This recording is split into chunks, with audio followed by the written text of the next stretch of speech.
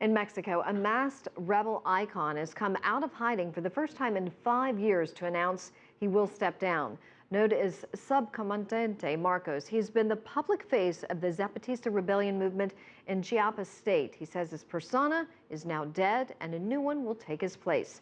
CCTV's Frank Contreras joins us live from Mexico City with more on this story. Frank.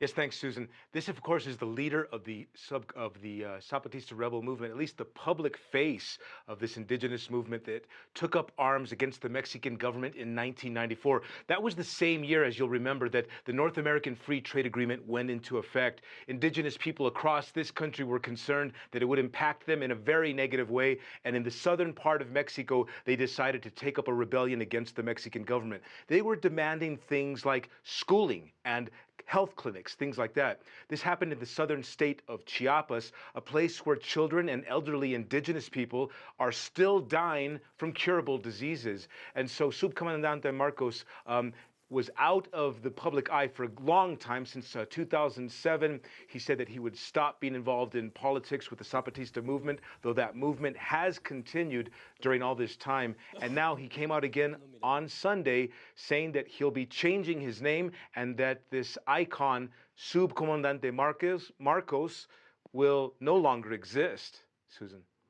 Well, the Zapatista member is certainly a fascinating figure. Just looking at him, and known for his poetic style. Frank, why the switch to the name Galeano?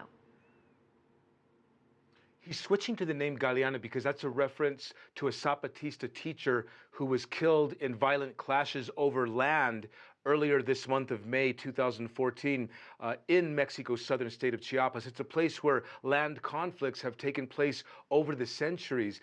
The icon, formerly known as Subcomandante Marcos, will now be Galeano, Subcomandante Galeano. And of course, he's an eloquent spokesman for the Zapatista movement. He wrote things like making reference to the 500-year history of the conquest here in Mexico. You can see part of it behind me here. The cathedral itself was built in the Mexico City Square by tearing down indigenous temples. That was just the beginning of the kind of destruction. Marcos referred to it as the long night of 500 years. Those are the kind of eloquent words he used constantly to try to support the Zapatista movement. He says at this stage, Marcos is no longer in existence. Essentially, he has died as a character, and now a new character has been reborn in the name of Subcomandante Galeano.